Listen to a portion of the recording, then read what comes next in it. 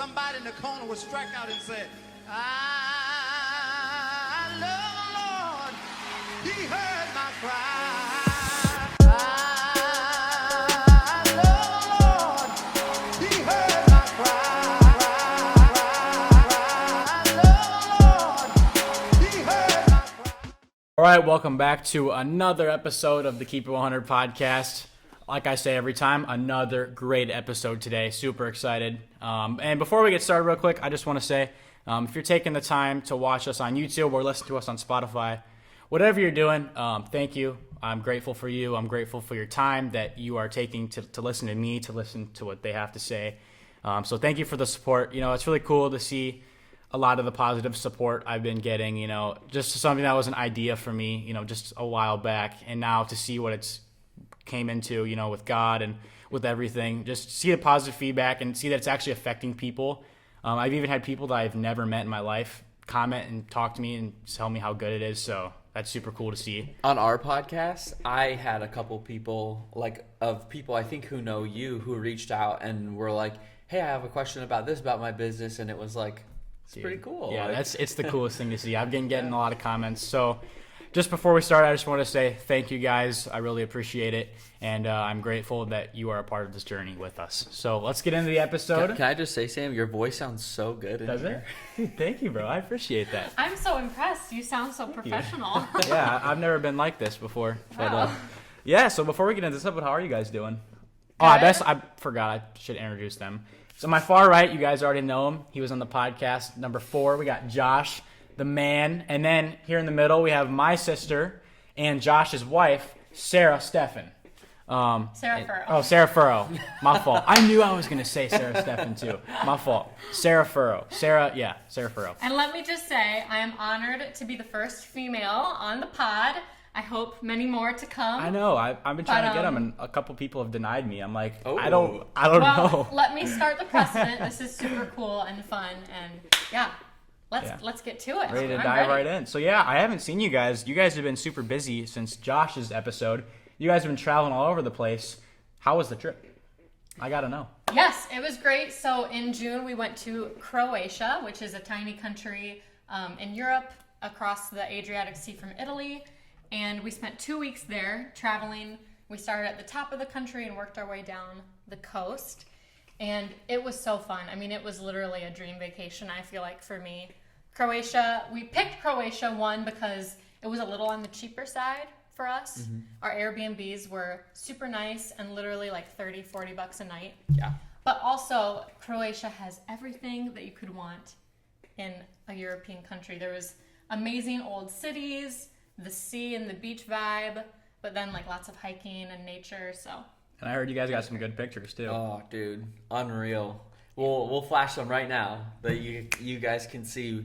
It was just stunning, and it also was just like mind-boggling how some things even look like, just like the landscape looks like really similar to like some of the states here. Like sometimes we'd play a game where we would be like, all right, if you were in the U.S., like where would you think that we would be? But yeah, just stunningly beautiful. I'm gonna have the opportunity to try to sell some of my European prints here in a show soon, so that will be really fun. But yeah, we are gonna get so many for our house. Mm-hmm. It was so funny when we got back. Josh was so tuckered out. Well, we were both tuckered out. We were so tired. But Josh is like, I'm all vacationed out. Like, I can't even think about leaving. And I'm like, all right, ready to plan our next trip. Like, where should we go next summer? So that sounds like you too. Yeah. That sounds like something you would do. And then you guys had another vacation after that, right? But it was just like family vacation. just like a family vacation, which was just a lot of fishing. A lot of fishing. It was definitely more just the sit in one place and just kind of recoup, but little work too. But yeah, we are ready to hop back into life. Now we're getting ready for school. School starts. I'm a teacher. School starts for me in 3 weeks. So lots to be done. Lots to do. We had a wedding this past weekend, and then we have 2 weddings next weekend. So flying around. We got shoots this weekend. It's going to be a crazy August, I think. Yeah, that's awesome. Well, today our topic that we have is relationships. Pretty important topic. I picked these guys because I feel like they've had like a super healthy relationship. I've got to watch their relationship like literally grow and unfold, so it's been pretty cool. So I figured they could come on here and spread their knowledge. So I would like to, and I think Sarah will reiterate later, just say we're like when Sam asked us to come on about this topic, my first was like, no, like we haven't been like married or even together long enough. I feel like people really have to prove, their love, and you prove that through time. And also just like the longer that you're together, and there's different processes that you go through, you grow up in wisdom and just different experiences. And we've had a lot of experiences, but not a ton. So it's like we are here purely to just talk about our experience so far, not saying that we have it figured out, that we have a perfect relationship. Yeah. All that to say, we're no golden standards, Yes. but hopefully we can offer a few little nuggets of truth. Right. Yeah. Absolutely. Well, I'm glad you guys mentioned that. It's super awesome. So to start off, how long have you guys been married, and how did you guys meet each other? Sarah slid in those DMs. I did. We've been married for 7 months now. This month will be the 8th month. We got married in December. It was a little over 2 years ago now already. It's on the Explore page of Instagram, one of my pictures of my photography came up on Sarah's feed. She really liked it. She clicked, and she The clicked rest in. is history. Yeah. I might have been kind of a creep. I literally should not tell you my first message that I sent him. It was so corny. I'm pretty sure I was like, I think you're really attractive. I love that you love the Lord. And I want to get to know you better. So I don't know if I would recommend that for everybody, but it worked out for me. So Whenever we start to get big heads, we'll just go back and read the messages, and it really so just brings us cringy. down, because we're just like, that was me. I'm so embarrassed. I know. We're always like, how did you like me? Like, Right. I was so cringe. You fell for that? I know. What? But for me, yes, I will say, I guess this is kind of going into the next question. How did you know that they were the one?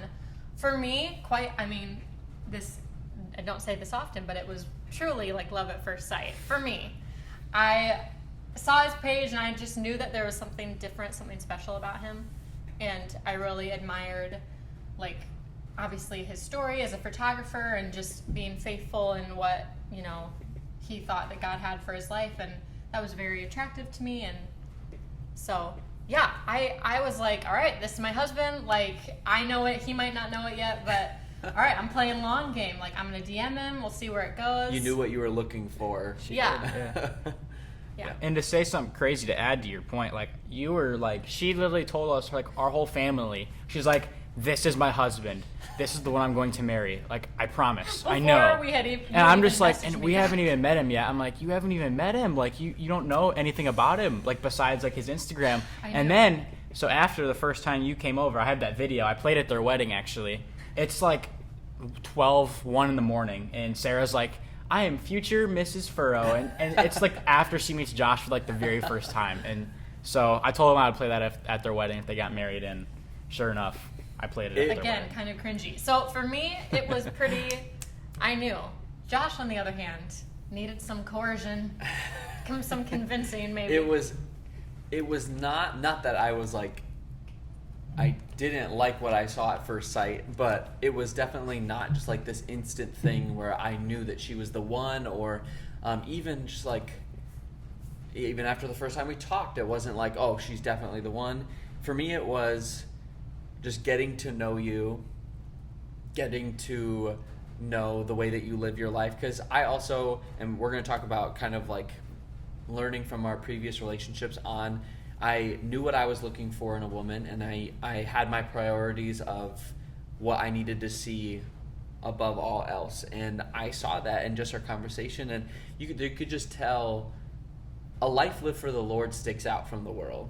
And so when I saw a woman who was chasing after what God wanted for her life, that stuck out to me, and that was the most attractive thing. So then it caused me to want to have more conversation, but it definitely wasn't instant. I mean, she reached out to me. We kind of had a back and forth for like a day, and then we didn't talk again for another month. And because there was different things that I was still praying through in my life, and so it wasn't like this instant thing. And then after that month, I mean, we talked a little bit more, because ironically, I shot a wedding here in Clinton, and I didn't know Sarah, but we had that one conversation, but I didn't even know where she was from. And I had posted something on my story of around here, and she was like, "Are you in Clinton right now? Are you literally 5 minutes away from me?" And I was like, "This creep wants to meet me This today. is I'm weird. not about to message her Hey, back." No, I had no idea who Sarah was, so I was like, if she's gonna try to meet me right now, I'm not about that. I was playing long game. You were, yeah, I was you in were. it for the long So game. anyway, that kind of sparked more conversation just because I was so close to where she lived, and then once we started talking from there, it kind of cascaded into where we are today. Yeah, that's awesome. I always tell people that story of how you guys met, and they're like, "No way!" Like on Instagram, Yeah. like Yeah. that's cool, man. Yep, That's super we cool. started dating in October of 21.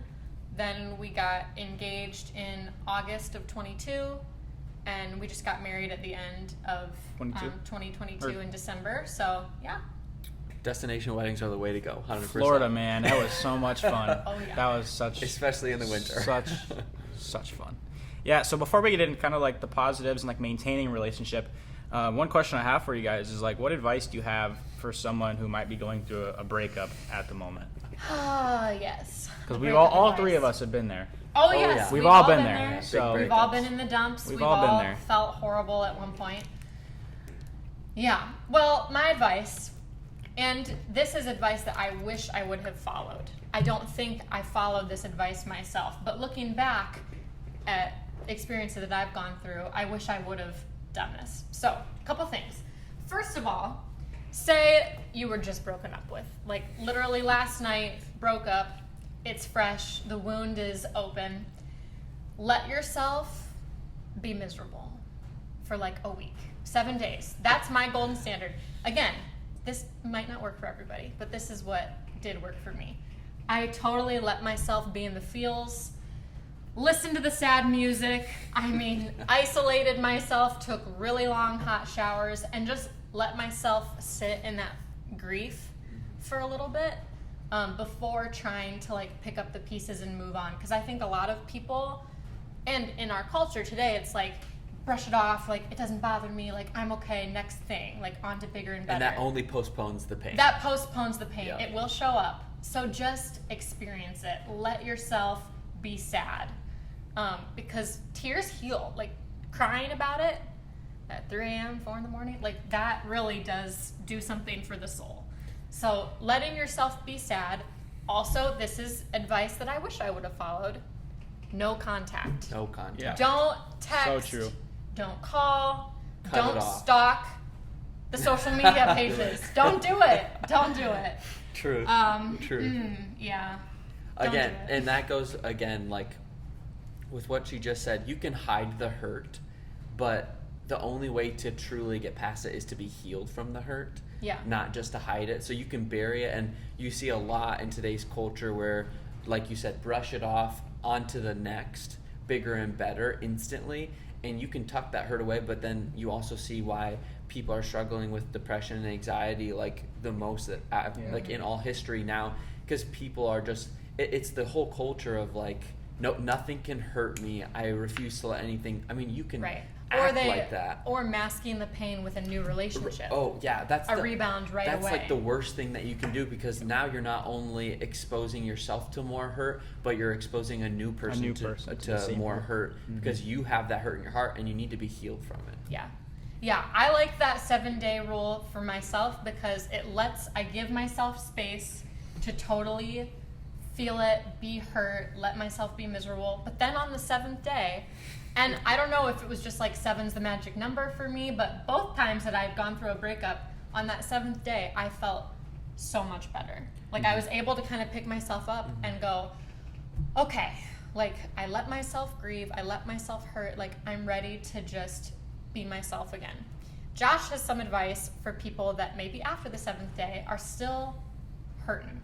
And I would real quick add on to that. In those, I think it's also different for boys and girls. So if girls need those 7 days, I mean, I definitely, my That's true. breakups needed days to just let myself be sad, and that's really fine. Being sad is not a bad emotion. Like, my only thing to add with that is when you're feeling that despair and that hurt, and you're grieving over something that was lost, don't go into that thinking that you're alone, because that opens up a whole new level darkness and Yep. sadness that you can allow in your heart, Oh yeah. you need to surround yourself with anybody who loves you and who you feel safe and comforted in.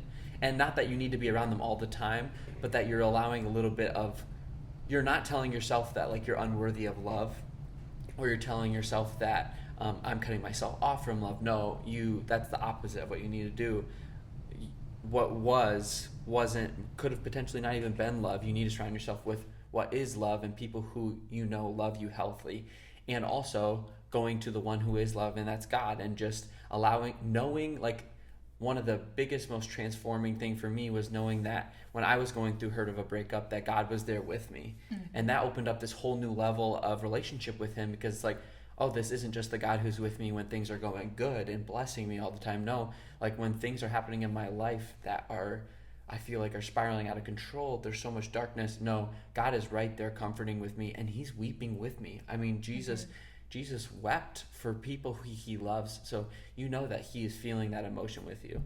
And that goes into, Sarah just mentioned, for more long term, I mean, is just to, you have an opportunity to hide that hurt, like I said, but you also have an opportunity to learn from that hurt. And the biggest way that you can do that is by surrendering and giving it all to God.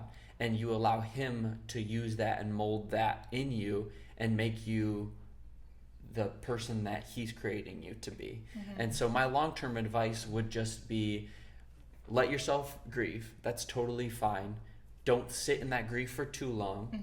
Know that he is with you. And then the biggest thing that you can do from there is just learn from that experience and let it mold you. Let that hurt mold you. It will only make you a more empathetic person for somebody else going through a breakup. It will only help you learn, okay, why didn't that relationship work? I need to assess on that. And then looking forward, I'm just going to believe that I'm going to have eyes to see, I didn't like this in my relationship. I need to find this aspect of a healthy relationship in this next person. But completely allow yourself to be healed and be whole before you move on. That would be my biggest long-term advice. The worst thing that you can do as a broken person is to go on and move on, and all you're going to do is probably find another broken person, and you're just going to hurt each other even more. You know? Yeah, I'm super glad. That's heavy stuff, but yeah, I'm super glad you guys both mentioned, like, just sit in the feeling, because I saw a quote actually yesterday on my Instagram, and it said, the only way to get over things, you have to feel it. You know, and just neglecting it, it's just gonna, withhold it, make it go on longer. Just taking the time to sit in that feeling, not forever, just for a certain, like you said, 7 days, whatever your time is, just sit in it. I love to just go out in the rain, listen to Taylor Swift, just let the rain hit. Oh, I think wow. guys- That's not what I was expecting to hear. guys are a little different, where it's like guys a lot of times feel like I can't show weakness. I Right. can't show that I'm hurting. And that is honestly really dangerous for guys, because then you're surrounding yourself with people who are like, oh, dude, just go get yourself a rebound. And, oh, dude, like, she didn't deserve you and all this stuff. And it's like, that doesn't help me heal. You're just making me feel like what I'm feeling isn't valid. And that's just not healthy. Not it. Right, and I actually have some advice too. I was thinking. So yeah, my first one was just sit in it, just feel it. But another thing I was thinking, and you kind of mentioned it already, was like self-improvement. Like, look in that relationship and say, okay, what was wrong about that? What can I fix? And then try to work on that while you are single. And so then when the next relationship comes by, you're ready for it. So like, I would say in some of my other relationships, God was probably not the number one priority, right? And it should be. And so like, I've been single for a long time. It's been over a year now. So like this whole year, I've just been trying to focus on like just making that the number one priority when I get into something like that, And also something that I hear a lot of, because I'm still pretty young, I'm a year out of high school. A lot of people, when they get broken up with, they break up, they try to do like a revenge, like, oh, I'm gonna get revenge. Yeah. Don't do that. Mm-hmm. That's so silly. Please don't do that. Don't do that. Like, why? Like, it's just making yourself hurt people. And you're hurting yourself in the end too. It's really not making you feel any better, because the feelings are still there if you have to get revenge, I feel like. So just don't do that. Save yourself and the other person a lot of hurt. Be more mature. Grow up. Once you realize that, like, God can use that brokenness and turn it into something beautiful, like I wouldn't have known some of the things I was looking for in my future wife, in Sarah, unless I would have gone through those deep trials and those deep, broken relationships. I wouldn't have learned from that, and then I could have tried to find somebody that didn't have everything that I was looking for, and then it could have caused even more hurt. So it just is trusting that it's not, like, I truly believe that God uses everything out for our good, because it says that in the Bible. So it's not just thinking like I'm going through this pain and the only thing that this is going to bring is pain and I'm just going to always have to live with this. No, not at all. In fact, God's going to use it to help you grow, and it's going to shape a lot of how you live. And also, when you go through something that painful, when future painful things come up, like I know Sarah and we both had really, like, those were really big turning points in our life, going through big relationship breakups. And it's probably just because we value relationships so much.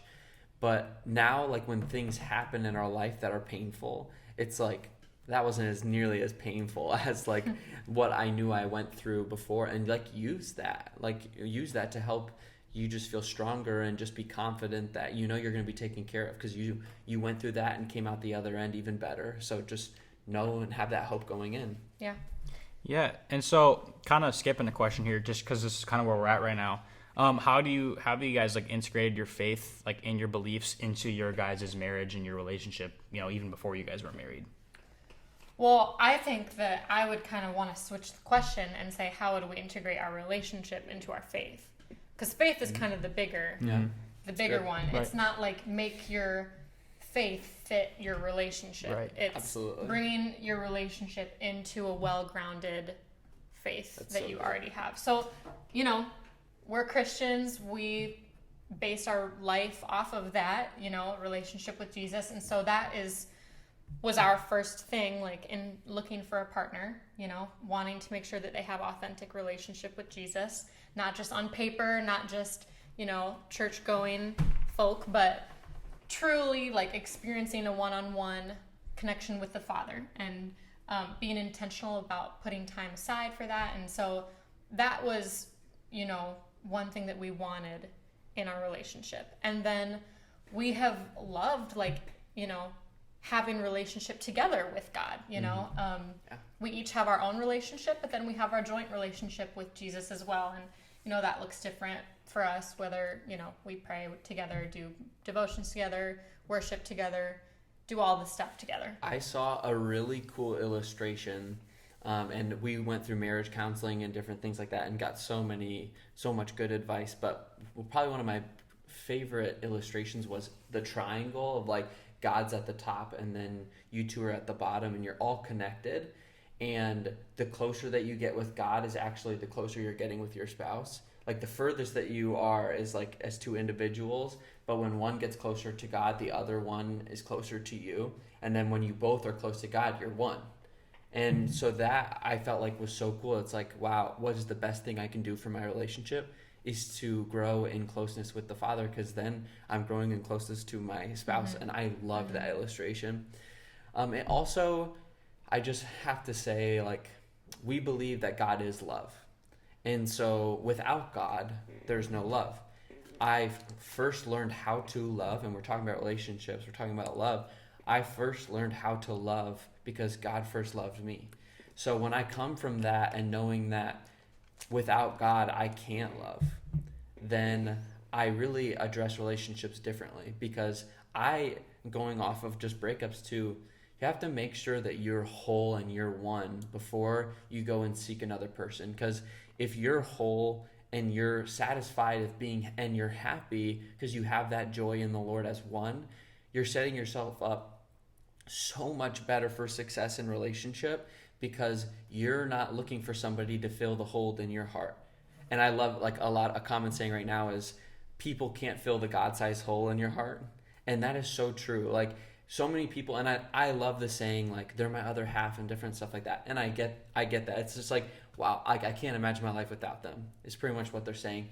But I am before I met Sarah, I need to be a completely whole person. And that identity and who I am as a person needs to come from who God says I am. And I can't be looking for somebody to be the God that I need in my life. Oh, they're going to fix all my problems. Oh, when I find a boyfriend, they'll do this for me and all my problems will be solved. Oh, when I find a girlfriend, she'll love me and I'll feel content and all these things. And if you look for that in a relationship, you're just setting yourself up for hurt, and you're also setting that person up for as somebody who will never meet your expectations. Yeah, disappointment. You'll be So disappointed. disappointment's the perfect word. You'll always be disappointed because your standard for them is a God-sized standard. I need them to fix my problems, and they'll never be able to fix that. So just always make sure that you're whole before you go out and seek a relationship. Yeah. And that's what I felt like we did. Yeah, I like that. That's awesome. And so how important is it to have those same beliefs and those same worldviews? Like, it's just like everything, right? You know, it's because like you guys said, if you don't have that, you're going to hold them to the standard, and you're always going to be disappointed. And For us, yeah, I mean, it was everything. At least our faith, that had to be the standard. We weren't going to let ourselves enter a relationship with somebody that wasn't serious about having a relationship with Jesus. Now, worldviews, your other beliefs, that's a whole host of different things. That includes politics, that includes money, your likes, dislikes, how you handle your money, how there's so many different facets your favorite and sports things. team. And let me tell you, your favorite sports team. Yeah. Go Bears. Go Bears. Go Packers. You're never going to find, your perfect, somebody that literally on every single topic, 100% of the time, agrees with you. That would be lovely, but that's not reality, because we're all different and we all have different, views, and we all have different ways that we've seen relationships done, so we bring that into our new relationship. And so talking about expectations, having very vulnerable conversations, what do you expect to happen in this situation? How are you going to handle money? Like, even when we were dating, that was huge. Like, we lived far apart, so a lot of the money that we spent on each other was gas money to go visit the other person. And we addressed that right away. We were like, just so you know, we need to know going in, our dates aren't going to be the super expensive thing, because I'm already in the red.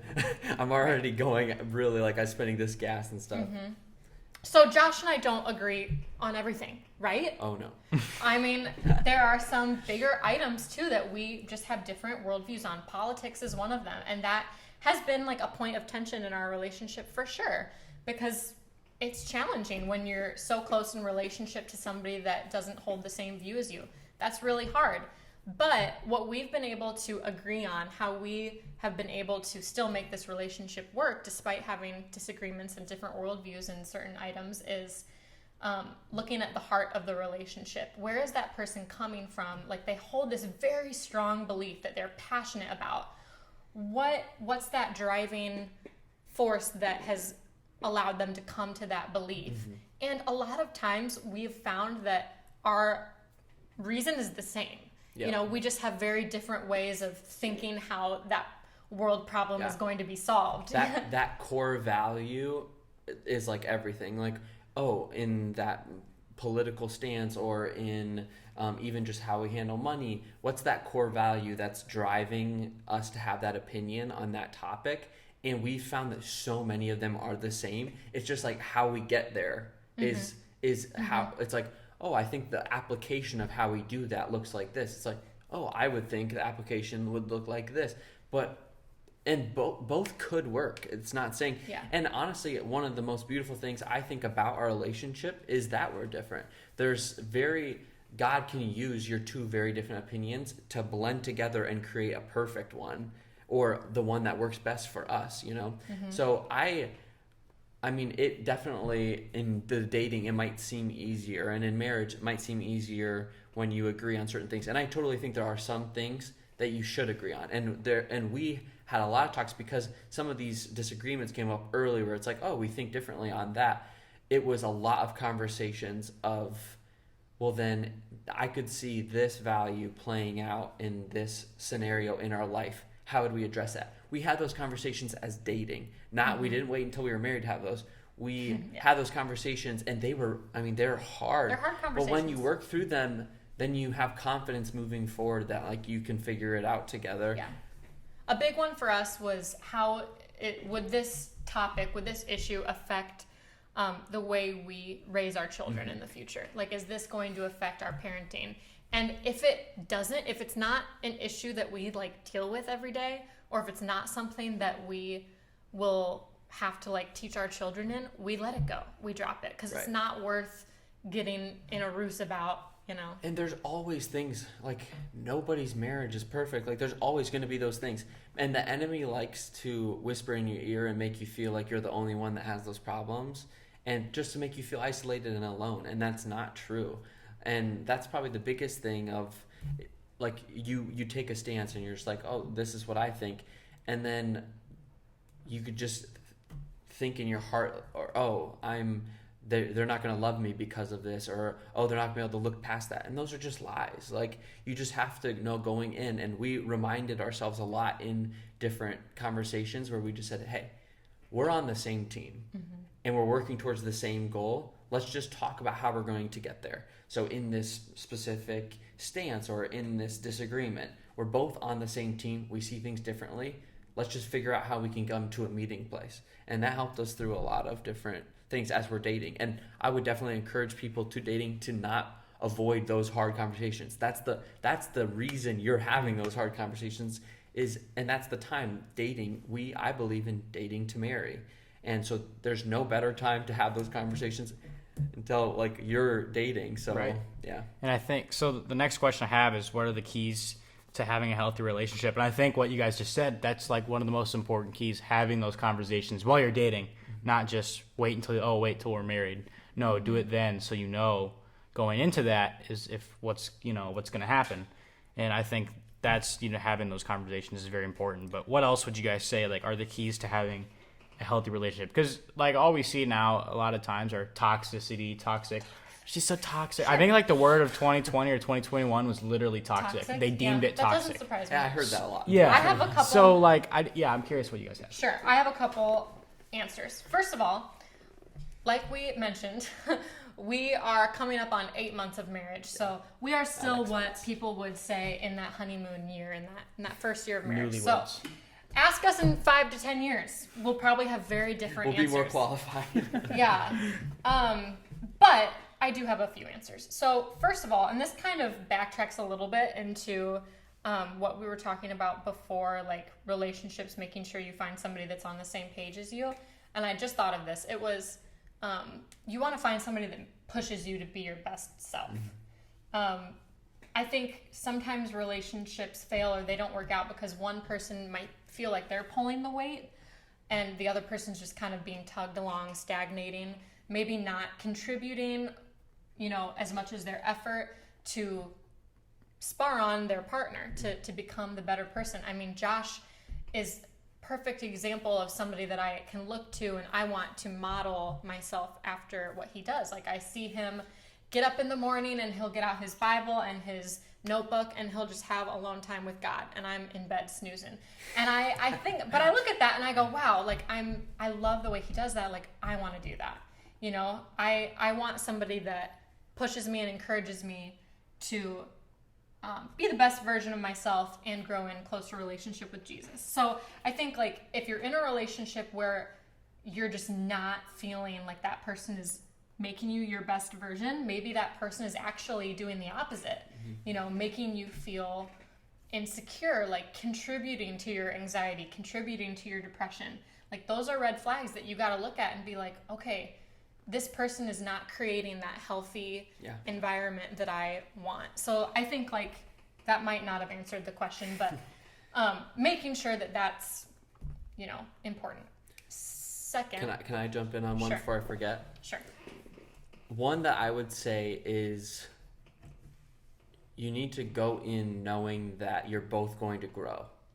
And I think that there's a lot of mercy and grace intertwined in that you just have to learn to grow in. But I think a lot of relationships struggle because either one person is like keep trying to grow and one person's like, no, I want to just settle from where I'm at. Like, this is where I'm happy. And like, that's just not our nature. Like, we're people who need to grow. And so we came into a relationship with the common ground of saying we want to continue to grow in every single aspect of our life, especially like number one was our relationship with the Lord. So when that is your kind of like lens, because I'm a photographer, when that's kind of the lens of how you're addressing everything in your life, when a big decision comes up as a couple, it's like, okay, if our one thing is to grow in closer relationship with God as we can, is this decision being filtered through that going to help us get to that goal? Or when one person is making a decision, then you can come to your partner and be like, hey, I'm thinking about making this decision. And then it's up to you to keep that accountability because you've set that as your one thing. And so that would be like one of my biggest things, is just continuing to learn to grow and to have grace in that we're going to make mistakes, but those mistakes are how we learn a lot of times. So Yeah. My second piece of advice, we've been doing a lot of advice, geared towards Christian couples, people that have relationship with Jesus, but I know that's not everybody. So this is like universal. Everybody's got to follow this rule. Okay? We have biblical reasons for following this rule, but in general, people should just be kind with their words. So I want to talk about words for a second and the way you talk to your partner. We were very fortunate to grow up in, a household where we saw our parents very much in love, like For sure. kind words were used most of the time. But like we had that modeled for us. Right. Some people don't have that modeled for them. Like they did grow up in a household where mom and dad would name call and shout and fight and argue. And so, they maybe bring that into their relationship, or they don't know what a healthy disagreeing looks like. Yeah. So something that we decided very early on was absolutely no name calling. No name calling, nothing to like break down the other person's integrity, confidence. Basically no like cheap shots. Especially like once you learn your personalities and things, like I'm definitely a words of affirmation person. So if I'm called a name, I'll remember it for the next 10 years. Like that's how much like I value, especially Sarah, who is like it's my person. For them to call me that, it really is just an arrow straight through the armor. Yeah, and we hear all the time, like, you hurt the people you're closest to. And that's definitely true. I mean, they see you at your best and your absolute worst. So it's so easy to use words as your weapon, especially with the people you love the most, which is sad, but that's just, that's what we do when we're feeling vulnerable and we're feeling hurt. So we decided, very early on, absolutely no name calling.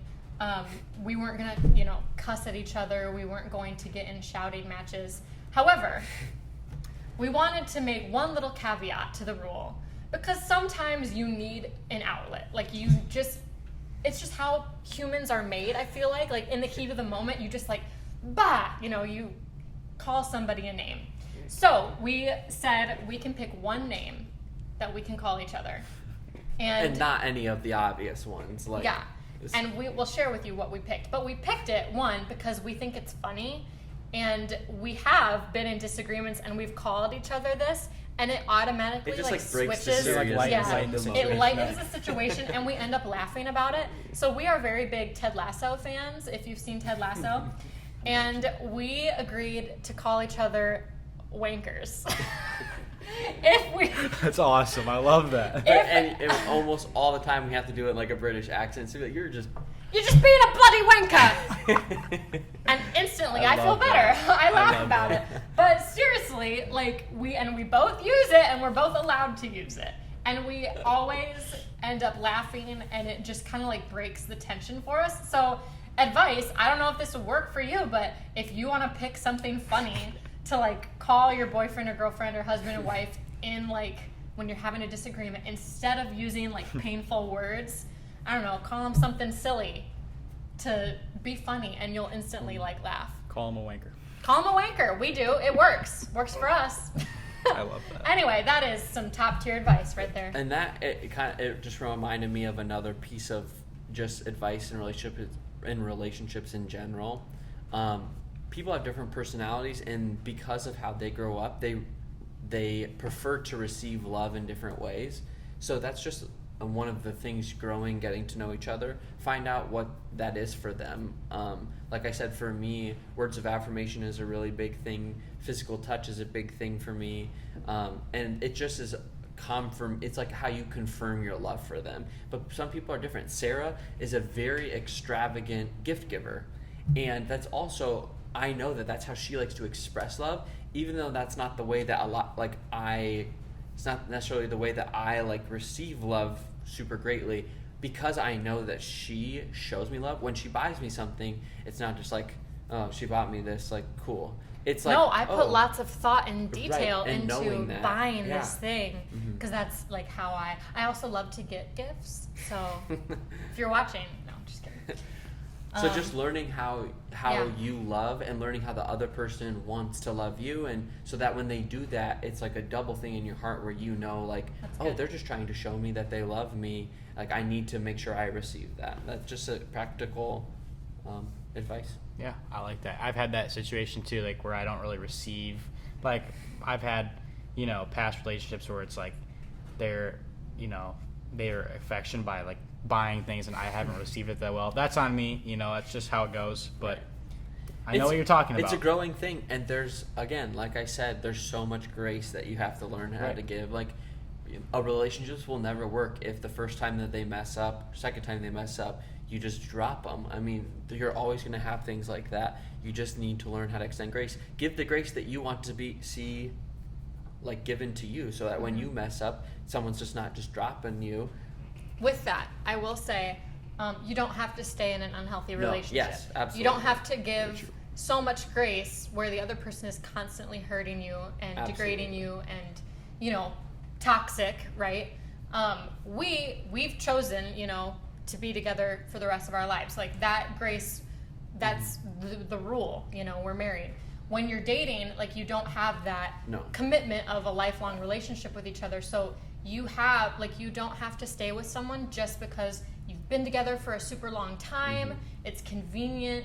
It's all you've ever known. Like, you're afraid of being single. Like, those are not good reasons to stay It's in finding an unhealthy relationship. It's finding that balance between, did what they did against me, the offense that has occurred, was it against our core values of what we've laid? If that's the case, then you need to take a serious look at the relationship. I was talking more like trivial things. Everybody is going to mess up. Okay. So it's like, you just gotta, like, definitely be graceful, there's but balance. also don't, if you do find yourself in a toxic relationship, like, don't allow yourself to be walked all over constantly. Like, there's so much better for you than that. Absolutely. Yeah. And so the next question I have is, how important is your own happiness when you're in a relationship? It kind of bounces off that, you don't have to stay in an unhealthy relationship, or if you're not happy, like, how important is that? Yeah. This is a really current, like, we've been hearing things lately about happiness in relationships, so this is a very good, timely thing. Sure. So the world is obsessed with happiness. Like, the goals in life are success, happiness, basically, like, all the feel-good things. Like, that's why we were created. That's the ultimate goal. So people go into relationships looking to fulfill, their own happiness. And, we look at the world differently. And the Bible, nowhere in the Bible does it talk about happiness. That's why you were created. Right. That's not, we receive a joy from the Lord, and we experience that joy when we're in a relationship. And He wants you to be happy. Yeah. But and that's super not important. why you were created. But we were just talking about this the other day too. But relationships were created for holiness, not happiness. So because, again, like we mentioned earlier, if happiness is the gold standard, you're always going to be disappointed, because happiness isn't grounded in anything concrete. And especially in today's culture, happiness equivalates to feeling and emotion and just feeling butterflies and those type of things. Very trivial and very... Right, it fades. It fades. I mean, if happiness is what you're looking for, you're going to struggle in finding a relationship. Right. Because that's just not how people are. And that's why you see so much relationship turnover, is because people like new things. It's just human nature. So people will go in a relationship where they feel happy for a year, and then as soon as those giddy feelings are going away, they think, oh, I don't love them anymore. This isn't happiness, and I'm just gonna find someone else that makes me happy, and it's just a continuing terrible destructive lifestyle. Marriages and long-term relationships are very humbling. You're constantly your spouse, your partner, highlights the issues of your own heart, and you see that, and so it's a very humbling experience. And also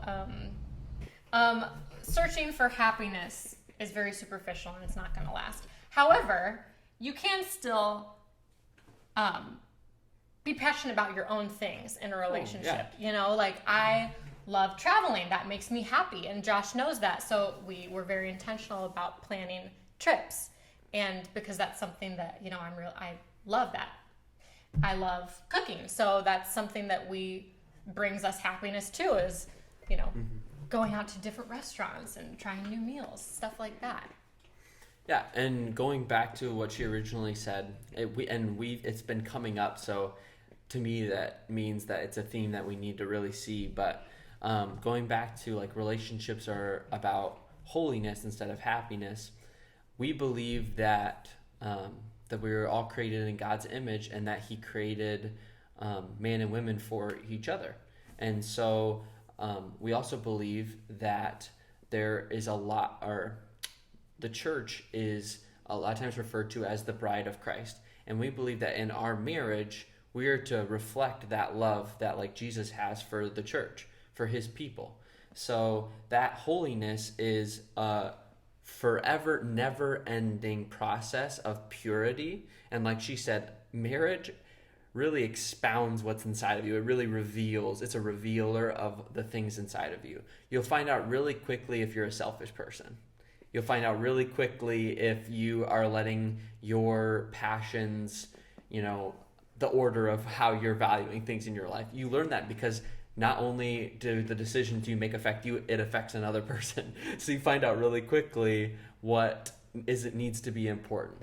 So anyway, we believe that together it's a never-ending, we're married, we are one, and then it's a never-ending process of trying to become the perfect reflection of how Jesus loves us, is how we love each other. So that is the purpose of our relationship. There are aspects of God's love that has been revealed to me by the way that Sarah loves me. And that love is constant, love is faithful. And when she loves me faithfully, that's how Jesus loves us. So that is a reflection of how God loves us. So that's what we believe that the purpose of relationships are for. So, but that's very countercultural. Very countercultural, and that doesn't always feel like butterflies and giggles. No, it's not fun all the time. Definitely not happy all the time. No. But it produces joy because God rewards that too. Absolutely. He just sees the desires of your heart and blesses, relationships that are sold out for Him. Through Him. So, yep. But yeah, definitely, I think, not something you'll see in everyday culture. No, you don't see it. Not at all. That's why my biggest piece of relationship advice would be to find somebody who loves Jesus. Yes. Because they'll know how to love, because He is love. Yep. I agree. So the last question I have for you guys is, I hear a lot of time, with all this countercultural thing. Oh, I get so bored. Oh, I'm so bored. Yeah. Oh, I got bored. I dated her for a year. Oh, I got bored. How do you keep your relationship not boring, fresh, fun? What do you guys have? Well, first of all, we just found people that were not boring. I mean, Josh is a fun guy. I'm a pretty fun gal. We're not boring people. We're exciting people, first of all. So we're never boring. But second of all, like I mentioned earlier, we know what makes each other happy, what we enjoy. Yeah, like travel, again, for me. So we are, even now, we're planning trips in the future. So we have something to look forward to, which is, I think that's really important too. Having something in common to look forward to. But just the mundane things can even be fun, trying new restaurants. Love it. That's fun.